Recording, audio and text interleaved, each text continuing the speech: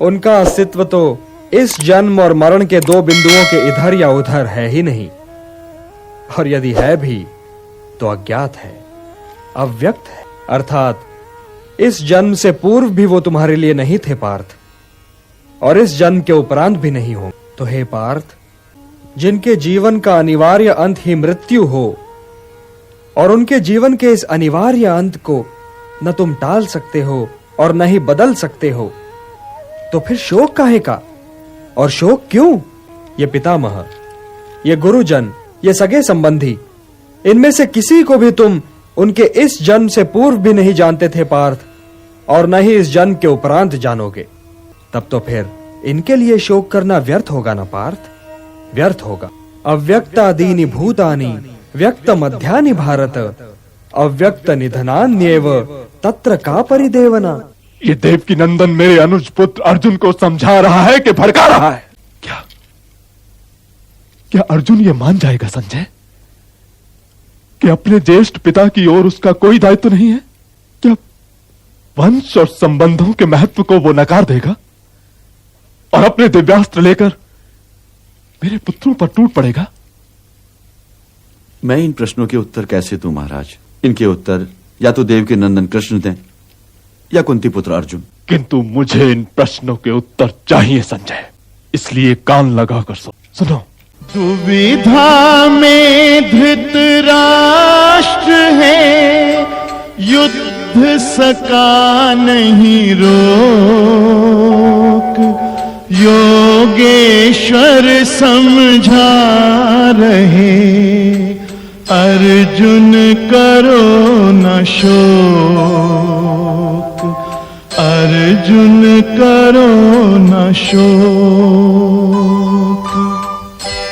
हे पार्थ, स्वधर्ममपि चावेक्ष्य न विकम्पितुमर्हसि, धर्म्यात् हि युद्धात् श्रेयोन्यत् क्षत्रियस्य न विद्यते। इसमें आश्चर्य की क्या बात है पार्थ? जैसे फटना वस्त्र का अंतिम सत्य ठहरा है, वैसे ही मृत्यु शरीर का अंतिम सत्य है। तो फिर सत्य का शोक क्यों? मनुष्य शरीर और आत्मा नश्वर और अनश्वर का मिश्रण नहीं है। शरीर तो केवल आत्मा का एक साधन है। इसलिए शरीर की चिंता में पड़े बिना ही अपने धर्म का पालन करते रहना चाहिए पार्थ। किंतु यदि तुम अपने क्षत्रिय धर्म के विषय में सोच रहे हो पार्थ, तब भी तुम्हें युद्ध ही करना चाहिए, क्योंकि अधर्म के विरुद्ध अस्त्र और शस्त्र उठाना ही क्षत्रिय का धर्म है। और आज अधर्म धर्म के विरुद्ध शस्त्र उठाए सामने खड़ा है।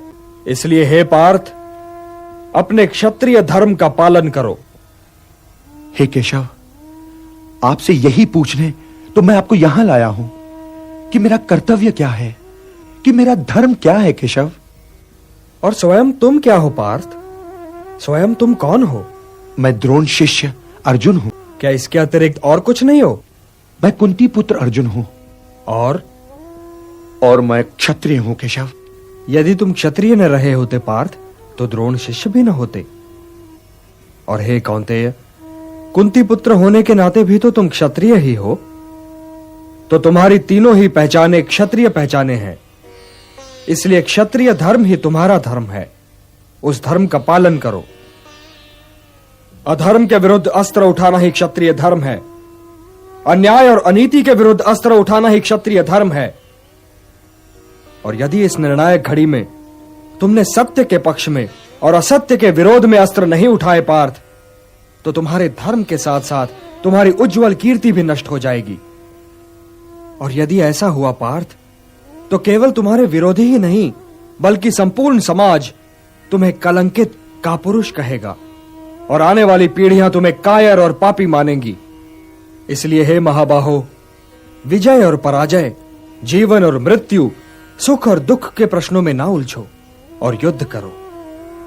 यदि इस युद्ध में तुम्हारी विजय हुई तो पृथ्वी का राज्य और यश भोगोगे, और यदि वीर गति को प्राप्त हुए तब भी यश के साथ साथ स्वर्ग पाओगे। इसलिए हे कौन्तेय, उठो, सुख दुख, लाभ हानि, जय पराजय सबको समान समझो और युद्ध करो, कि यही तुम्हारा क्षत्रिय कर्तव्य भी है और मानव धर्म भी। हतो वा प्राप्स्यसि स्वर्गम जित्वा वा भोक्ष्यसे महीम तस्मात् उत्तिष्ठ कौन्तेय युद्धाय कृत निश्चयः।